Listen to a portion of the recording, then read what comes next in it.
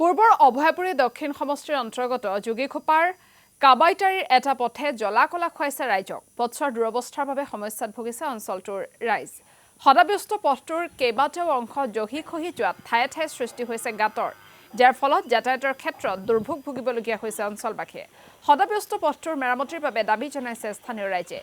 আৰু এই সন্দৰ্ভত সবিশেষ জনাব খাদেমুল হুছেইনে।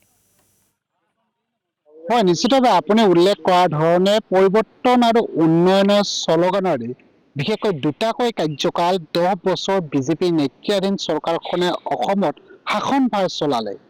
বাস্তৱ প্ৰেক্ষাপটত বিশেষকৈ গ্ৰাম্য অঞ্চলত কিদৰে উন্নয়ন সাধন হ'ল এই 10টা বছৰত তাৰ এক জীয়া ছবি দেখুওৱাৰ বাবে মই উপস্থিত হৈছোঁ বঙাইগাঁও জিলাৰ যোগীখোপাৰ কাবেটাৰীত। আৰু কাবেটাৰী এয়া হ'ল দ্বিতীয় খণ্ড গাঁৱৰ এটা পথৰ দৃশ্য। এই মুহূৰ্তত ক'ব লাগিব এয়া হ'ল পথ, আৰু এই মুহূৰ্তত এই পথেৰে যাতায়াত কৰিব লগা হৈছে সাধাৰণ ৰাইজ, য'ত যাতায়াতত চৰম যতনা ভুগিব লগা হৈছে। আৰু মোৰ সতীৰ্থ সহযোগে পোনে পোনে দৃশ্যাংশ দেখুৱাইছে যে কি ধৰণে যাতায়াত অব্যাহত ৰাখিছে ইয়াৰ সাধাৰণ ৰাইজ।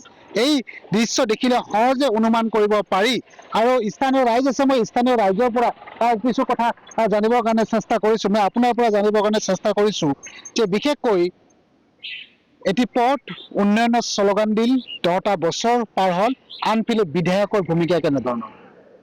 ইয়াতে হয়, সঁচা কথা ক'বলৈ গ'লে আচলতে 10টা বছৰ পাৰ হৈ গ'ল বিজেপি চৰকাৰৰ, কিন্তু কথা হ'ল আমাৰ গাঁৱত তেনেকুৱা উন্নতি আমি দেখা পোৱা নাই। তেওঁলোকে কৰি আছে, বিভিন্ন দিশত কৰি আছে, চহৰীয়া অঞ্চলসমূহত বিশেষকৈ কৰি আছে, কিন্তু আমাৰ গাঁৱলীয়া অঞ্চলত তেনেকুৱা উন্নতি আমি দেখা পোৱা নাই।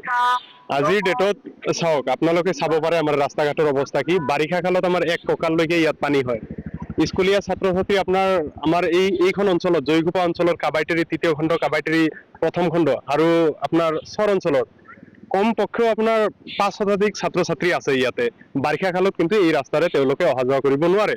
আৰু বিভিন্ন ধৰণৰ অসুবিধা তাৰে ভিতৰত আছে আপোনাৰ ডেলিভাৰীৰ সময়ত।